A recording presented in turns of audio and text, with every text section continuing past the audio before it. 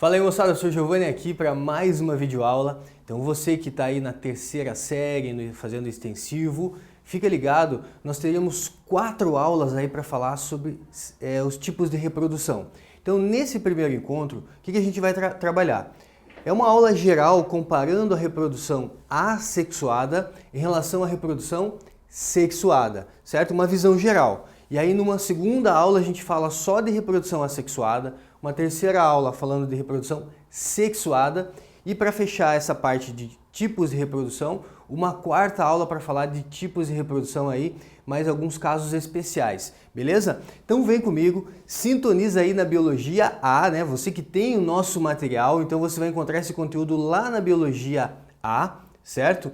Volume 2, certo? Teu livro 2 aí, então começando semana 1, aula 1, certo? O assunto então, tipos de reprodução e ciclos de vida, legal? Então, sintoniza, pega teu caderno, pega um caderno para você anotar, certo? Se você não tem nosso material, essa aula é possível também você acompanhar porque eu coloco toda a informação aqui, certo?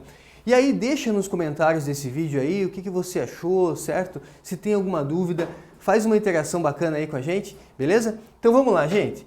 Olha só, para começar, a gente vai falar de reprodução. E quando a gente aprende lá quais são as características de um ser vivo, a reprodução ela é um dos principais tópicos aí, né? Ou seja, para ser um ser vivo tem que ter a capacidade, no mínimo ali, né? Uma capacidade de reprodução. Então a reprodução é uma das principais características de um ser vivo, legal? Agora vamos pensar, pense em você. Você é um ser pluricelular, ou seja, formado por trilhões de células. Em torno de 50 a 70 trilhões de células. Então pensa aqui comigo, cara, eu sou formado por trilhões de células.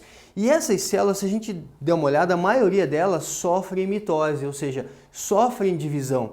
Legal? Exceto algumas células especiais, como é o caso dos neurônios, fibra muscular estriada esquelética, fibra cardíaca, que são células que praticamente não dividem, né? Ou alguma situação bem específica, certo? Nós temos aqui a base da divisão celular. Então pensa, eu sou um ser pluricelular, eu tenho a capacidade de reprodução, eu produzo gametas, né? Então eu tenho a capacidade de reproduzir.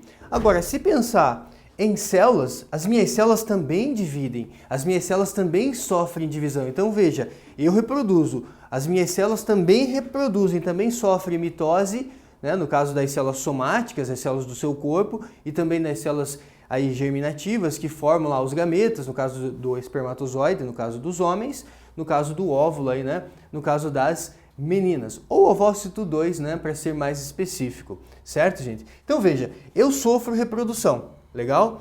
As minhas células também reproduzem, mas se a gente for analisar qual é a base da divisão celular, a base de uma reprodução, a base de uma divisão celular, gente, está no nosso DNA, porque o DNA também sofre replicação, certo? Você vai aprender lá na bioquímica a replicação do DNA. Então, a base de uma reprodução, a base de uma divisão celular está na replicação do nosso DNA, certo? Vamos lá então, gente. Aqui, começando dando uma comparada, né, de modo geral, certo? Lembrando que depois a gente vai ficar aí bem mais atento em cada uma dessas tipos aí de reprodução. Vamos dar uma olhada aqui. Reprodução assexuada. Como é que eu defino uma reprodução assexuada? Tem aluno que fala assim, professor, reprodução assexuada é aquela que não tem sexo. Reprodução sexuada é aquela que tem sexo. Pera lá, não é assim, beleza? Uma reprodução assexuada é uma reprodução que não tem a participação de gametas, enquanto que uma reprodução sexuada é uma reprodução que tem a participação de gametas ou, né, a gente vai ver alguns casos especiais, ou transferência ou troca de material genético. Então, repetindo, uma reprodução assexuada é uma reprodução que não tem a participação de gametas, enquanto uma reprodução sexuada é aquela reprodução que tem a participação de gametas, de modo geral tem participação de gametas, certo? Temos aqui a questão da meiose, geralmente associada à produção desses gametas. E também o que, gente? Temos alguns tipos especiais de reprodução, que são aquelas, né, que não trocam gametas, mas transferem ou trocam material genético, legal? Então essa é a visão geral.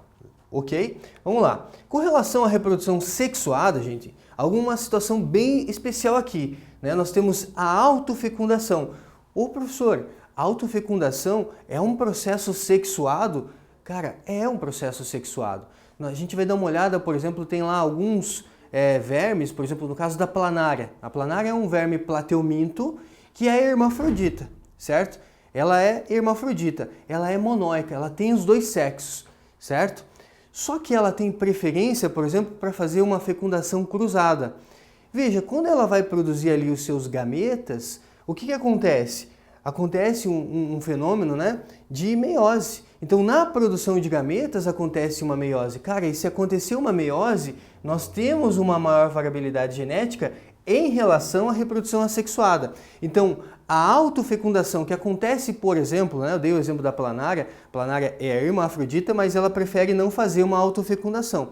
Quem faz uma autofecundação, a gente vai ter aqui, por exemplo, a tênia, né, que também é associada aí, né, ao filo dos plateumintos. Nós temos aqui a tênia, a famosa solitária, né? Então as solitárias, as tênias, tênia solium, que é a tênia do porco, tênia saginata, que é a tênia do boi. Esse verme, ele é hermafrodita e ele faz a autofecundação, certo?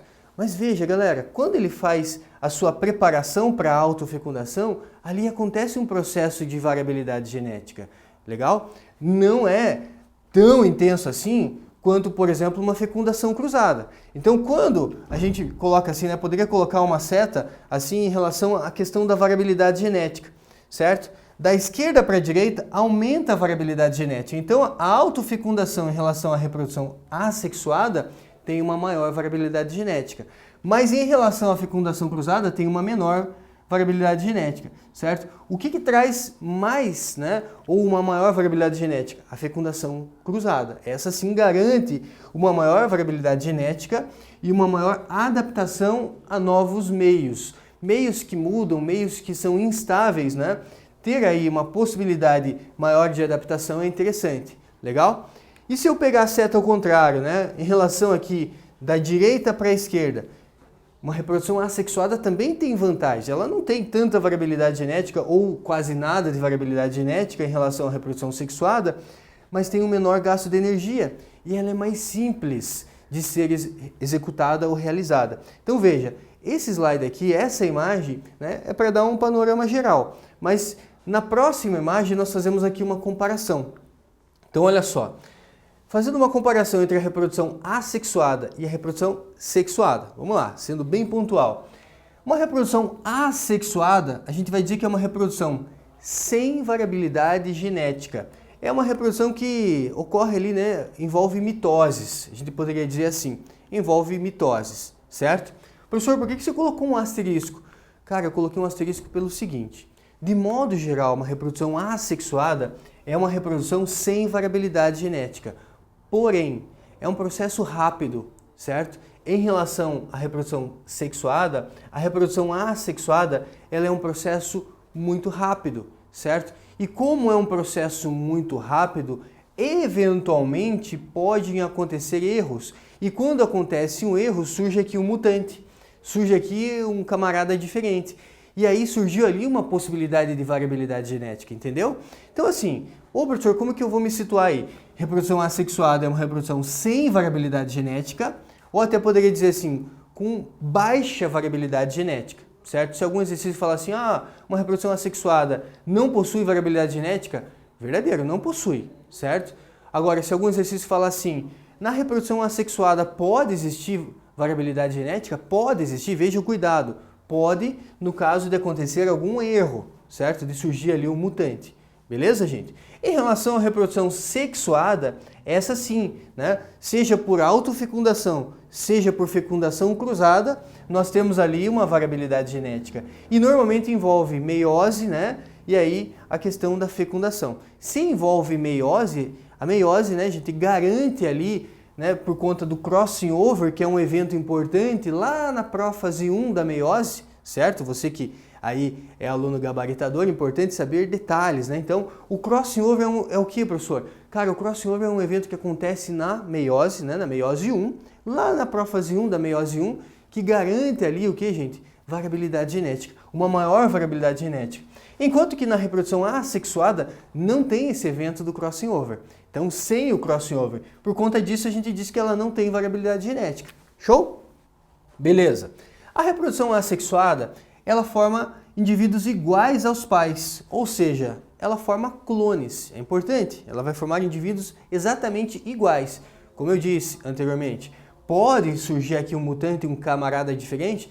Pode surgir, né? Mas não é o normal, né? Pode surgir se acontecer um erro, ok? Enquanto que uma reprodução sexuada é aquela que gera indivíduos que são diferentes dos pais. Agora vamos pensar aqui, vamos dar uma filosofada aí, né? Cara, se eu sou perfeito, né? Você que está em casa, você é 99% perfeito. Então a gente está muito próximo, talvez, aí do que a gente considera uma perfeição em questão de inteligência, mobilidade, certo? A gente pode dizer assim, olha, o ser humano, ele tem ali 99% perfeito.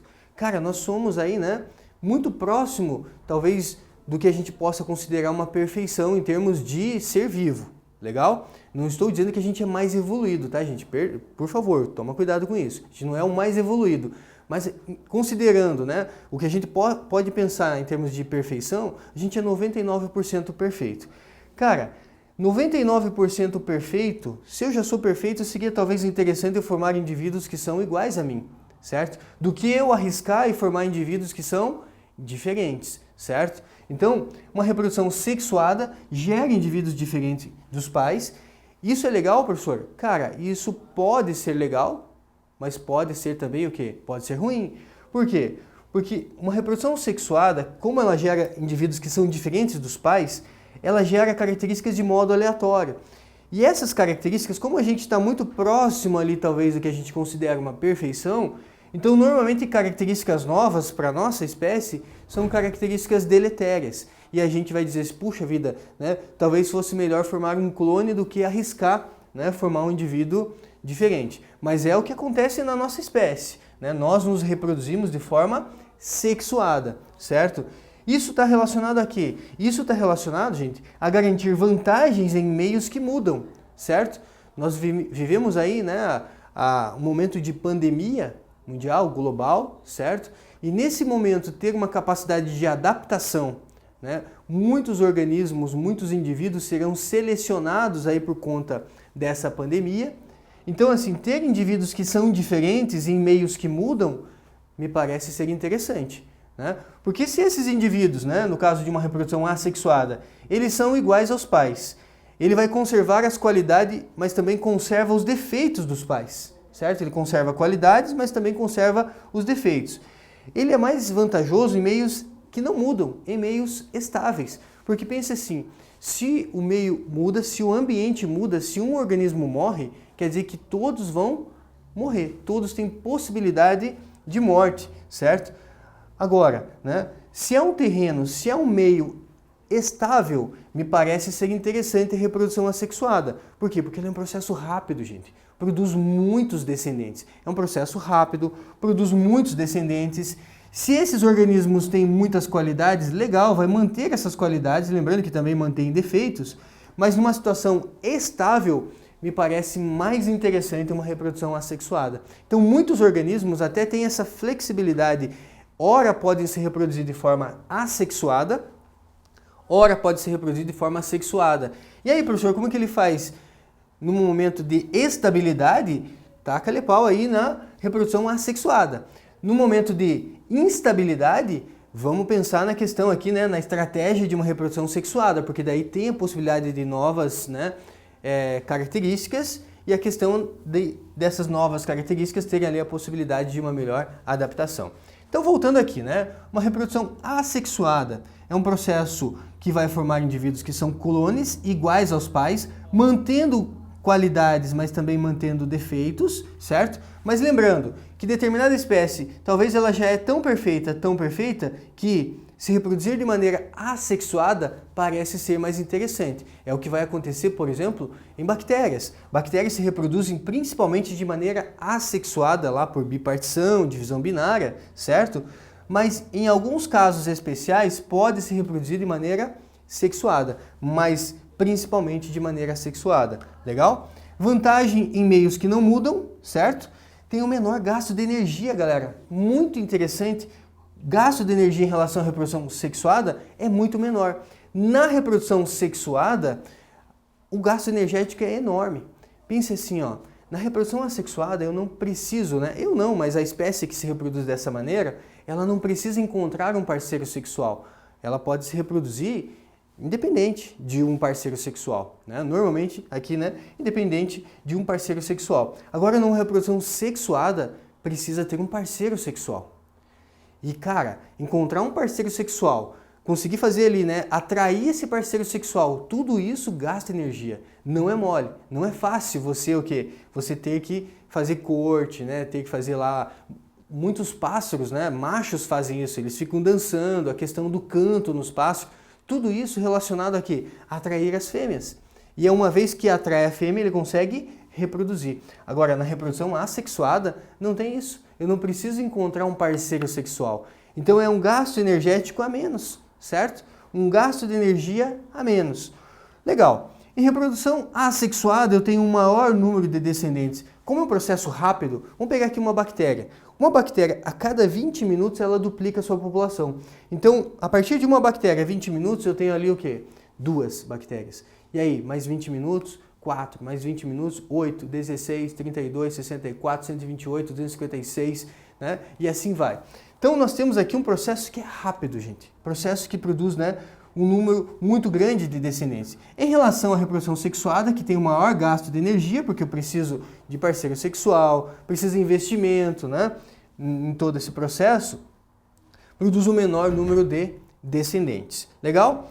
Agora, qual a desvantagem, né? Tem vantagem? Tem. É rápido, né, um menor gasto de energia, vantagem em meios que não mudam, em meios estáveis, conserva qualidades dos pais, se o pai já é perfeito, show de bola, mas tem desvantagem.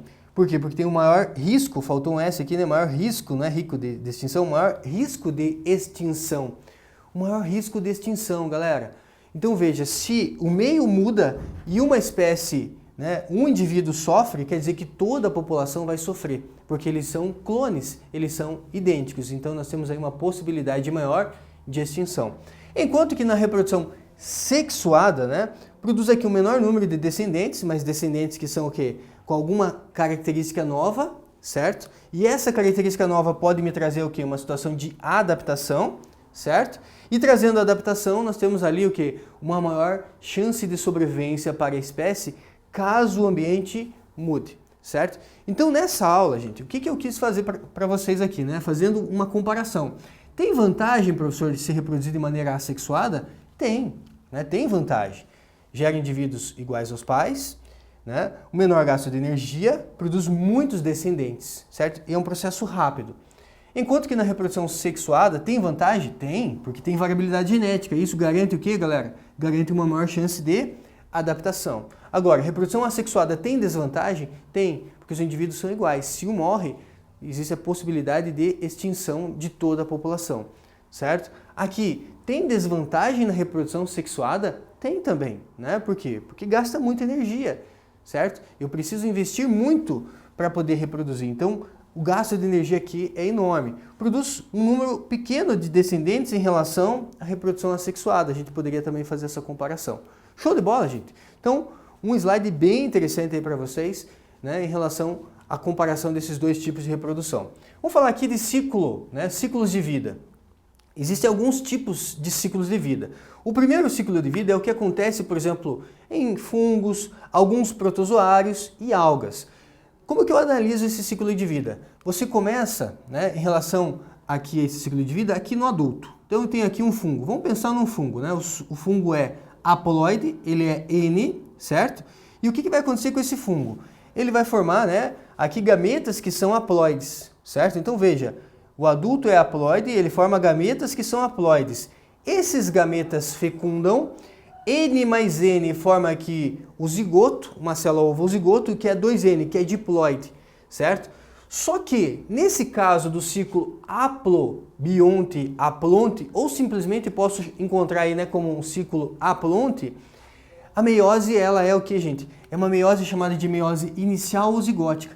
Imagina só, galera, formou o zigoto e o zigoto já sofre meiose no início da vida. Então a gente chama de meiose inicial ou zigótica. Formou o zigoto, já sofre meiose. Vai formar células haploides, certo? Que vão originar aqui um indivíduo adulto e nós fechamos esse ciclo de vida chamado de ciclo haplobionte-haplonte ou simplesmente haplonte. Qual é a característica desse ciclo? Tem uma fase aqui haploide, né, mais longa em relação à fase diploide. Legal? O segundo tipo de ciclo de vida é chamado de ciclo de vida haplobionte-diplonte, ou posso chamar simplesmente de diplonte, né? Alguns autores preferem esse termo, diplonte. O que acontece aqui, né? Esse ciclo de vida que nós encontramos na maioria dos animais, então é o nosso caso, né? A gente se encaixa aqui. Maioria dos animais e algumas algas, certo? Então veja, nós temos aqui o adulto que é diploide, então está aqui você, o adulto diploide, você forma gametas, né, por meiose, então é uma meiose gamética, e a gente chama de meiose final, porque ela não é no início da vida, formou o zigoto e já sofre meiose, não. Mas também final da vida, professor? Não, mas tem toda uma fase de infância, uma fase ali de juventude, até chegar na puberdade, né? Então ela é uma meiose gamética, ou também chamada de meiose final. Nós formamos nossos gametas, então, por meiose. Dividimos a haploidia pela metade, olha só. O adulto é diploide, forma gametas, né, haploides. Esses gametas fecundam, formando aqui um zigoto que, por mitoses, dá origem ali novamente a um adulto diploide. Esse ciclo, gente, que acontece, então, é o nosso caso, né? Tem aqui a maioria dos animais, chamado de ciclo haplobionte-diplonte ou simplesmente diplonte. O outro ciclo de vida que nós temos aqui é o que acontece lá nos vegetais. Quando você estuda lá na botânica, no reino plant, você tem aqui, então, olha só, o adulto que é diploide, certo? 2N, tem aqui um adulto que é haploide. Cara, se você lembrar lá da tua aula de botânica, esse adulto diploide você chama lá de quem? Você chama de esporófito. Cara, e o esporófito é a parte da planta que forma esporos, e os esporos são haploides, certo? Então lá nas plantas acontece uma meiose intermediária, certo? No caso das plantas a gente pode chamar de meiose espórica ou intermediária. Então voltando, temos aqui no caso das plantas o esporófito. O esporófito sofre meiose espórica, dá origem a esporos. Esses esporos são haploides, certo? No caso das plantas, esses esporos eles se desenvolvem por mitose, dão origem aqui a um adulto haploide, que você chama lá, né, na metagênese das plantas, você chama aqui de gametófito. Olha só, gametófito, fito está associado à planta, gametó está associado a gametas, então é a parte da planta que forma gametas, certo? Se o esporófito é a parte da planta que forma esporos, o gametófito é a parte da planta que forma gametas. Temos aqui mitose. Então olha só, mitose no gametófito forma gametas. Esses gametas se fundem, né? E aí a gente tem aqui o zigoto. Esse zigoto vai sofrer mitose e vai dar origem a um novo esporófito. Perceba, galera, que aqui a gente tem o que nós chamamos de alternância de geração, né? Tem uma fase, um adulto diploide, certo? Temos um adulto haploide. A produção de esporos é um processo assexuado, enquanto a produção de gametas é um processo sexuado. Então temos o que nós chamamos de alternância de gerações ou metagênese. Uma geração que é diploide e assexuada, no caso do esporófito, uma geração que é haploide e sexuada, no caso do gametófito. Legal? Então esses são os ciclos de vida. A gente pode dar uma olhada, né, nesse ciclo de vida de uma maneira um pouco diferente. É a mesma coisa, só que uma maneira um pouco diferente. Pode aparecer assim no exercício, professor? Pode. A gente chama esses ciclos de vida, gente, de tipos de meiose, certo? Então olha só, eu tenho aqui a famosa meiose zigótica ou inicial, que é a que acontece lá em fungos, principalmente, né? Meiose zigótica. Ela se caracteriza pelo quê? Por ter uma fase haploide longa. Então aqui a gente tem uma haplófase, né? Haplófase, ou seja, uma fase haploide longa, certo? E aí forma ali os gametas, o adulto forma os gametas, esses gametas fecundam, formam o zigoto. Só que logo em seguida que formou o zigoto já sofre meiose zigótica. Então aqui se caracteriza por uma fase haploide longa, então a gente chama de meiose zigótica inicial, né? E esse ciclo de vida a gente pode chamar de ciclo haplonte. Show? Ou haplobionte, né? Haplonte. Nós temos aqui a meiose gamética ao final, que é o nosso caso, né? Posso chamar de ciclo diplonte ou haplobionte, diplonte, certo? Meiose gamética ao final, que acontece na maioria dos animais. Então, você tem aqui o zigoto. Esse zigoto sofre mitose, veja, uma fase diploide bem longa, sofre mitose, ou seja, ele vai desenvolvendo. Chega um momento que o indivíduo adulto produz gametas. Esses gametas fecundam, dão origem a um zigoto. Veja que tem uma fase haploide bem curtinha. Então, por isso que a gente chama de ciclo de vida haplobionte, diplonte, porque a fase diploide é longa, temos uma diplófase longa. E por último, o ciclo de vida lá das plantas, que é haplodiplobionte, certo? Haplodiplobionte. Temos aqui uma meiose chamada meiose espórica ou intermediária. Veja que a haplófase e a diplófase, elas mais ou menos se igualam aqui, certo? Temos um organismo que é o esporófito, aqui na fase diploide, que sofre um processo assexuado, produção ali de esporos, certo? Meiose espórica, ok? E aí esses esporos germinam, dão origem a um gametófito, que forma gametas, que fecundam, dão origem ao zigoto. Legal? Fechamos então os ciclos de vida. Para fechar essa aula, 2 exercícios aí pra gente. Primeiro exercício diz assim: os ciclos de vida de organismos com reprodução sexuada têm características em comum, como a meiose e a fertilização. O que acontece entre esses 2 eventos pode variar dependendo do tipo de ciclo de vida. Considerando os tipos de ciclo de vida dos seres com reprodução sexuada, é correto afirmar: letra A meiose zigótica, aquela lá que acontece nos fungos, né? Formam o zigoto, já formam ali, né?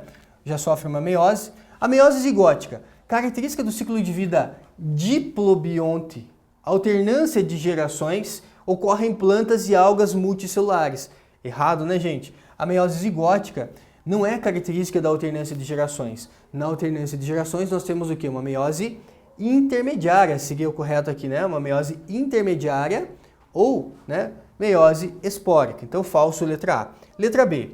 No ciclo de vida haplobionte-aplonte, né, que tem aqui uma fase haploide longa, comum em fungos, legal, né? A meiose é gamética? Não, a meiose é zigótica. Então, erro também aí na letra B.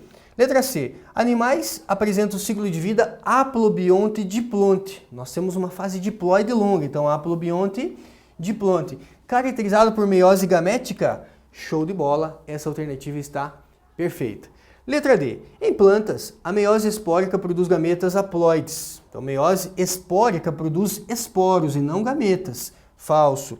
Letra E. A meiose zigótica ocorre em animais. Não, meiose de animais não é a meiose zigótica, é a meiose final ou gamética. Legal? E para fechar, as populações de um caramujo que pode se reproduzir tanto de modo assexuado quanto sexuado, olha só que bacana esse exercício, são frequentemente parasitados por uma determinada espécie de verme. Então nós temos aqui um caramujo que é frequentemente parasitado por uma espécie de verme. No início de um estudo de longo prazo, verificou-se que os caramujos parasitados foram selecionados aqueles que se reproduziam sexuadamente. Então, se reproduzir de maneira sexuada me pareceu ser mais interessante, uma vez, né, que esses caramujos estavam sendo parasitados. Aqueles que, né, optaram por se reproduzir de maneira sexuada acabaram tendo alguma vantagem. Legal? Observou-se que, ao longo do tempo, novas populações do caramujo, livre dos parasitas, podem voltar a se reproduzir de modo assexuado por algumas gerações. Então, qual é a situação do estudo? Temos um caramujo que é parasitado, certo? Por uma espécie de verme. Esse caramujo pode se reproduzir de maneira assexuada ou sexuada. Agora, o que acontece? No início de um estudo de longo prazo, verificou-se que entre os caramujos parasitados foram selecionados aqueles que se reproduziam sexuadamente. Lembre-se, reprodução sexuada está mais associada a uma questão de adaptação. Então nós temos aqui um problema e o fato desse caramujo se reproduzir de maneira sexuada pode trazer novas características para que eles possam ficar livres desses parasitas, certo? E ficando livre dos parasitas, eles podem eventualmente voltar a se reproduzir de maneira assexuada, já que é um processo que garante um grande número de descendentes, certo? E descendentes que vão manter o que, gente? Que vão manter essa característica aqui de ficar livre de parasitas. Aí a questão pergunta assim: explique por que a reprodução sexuada foi inicialmente selecionada nos caramujos. E ainda, por que a volta à reprodução assexuada pode ser vantajosa para esses moluscos. Então veja, galera, eu vou colocar aqui na tela a resposta, você pode dar um pause nesse vídeo, copiar a resposta, mas basicamente, explique por que a reprodução sexuada foi inicialmente selecionada. Aqui a minha resposta vai ter que falar da questão da adaptação, porque ela traz novas características e trazendo novas características possibilita uma nova situação aqui, ó, que eu possa, né, ter novos indivíduos que consigam ficar livres dos parasitas. Então eu coloquei assim, ó, a reprodução sexuada aumenta a variabilidade genética da população de caramujos parasitados pelos vermes. Dessa forma, a população apresenta maior possibilidade de sobrevivência ou de sobreviver quando parasitado por esses vermes. Beleza? Então agora imagine, se reproduziu de maneira sexuada, novas características surgiram que esses indivíduos agora são livres dos parasitas, não são mais parasitados. Legal? Agora, reproduzir de maneira assexuada me parece ser interessante, porque daí eu vou formar indivíduos, vou formar filhos que são idênticos aos pais, ou seja, que vão manter essa característica de ser livre de parasitas. Então eu concluo assim, a reprodução assexuada produz cópias geneticamente idênticas, mas permite o aumento mais rápido da população de caramujos e poderia ainda completar ali, né? Livres dos parasitas. Legal, gente? Então, fechamos assim nossa primeira videoaula aí desse capítulo, né, que fala de tipos de reprodução. Próxima aula, reprodução assexuada. Legal, gente? Um grande abraço e até mais!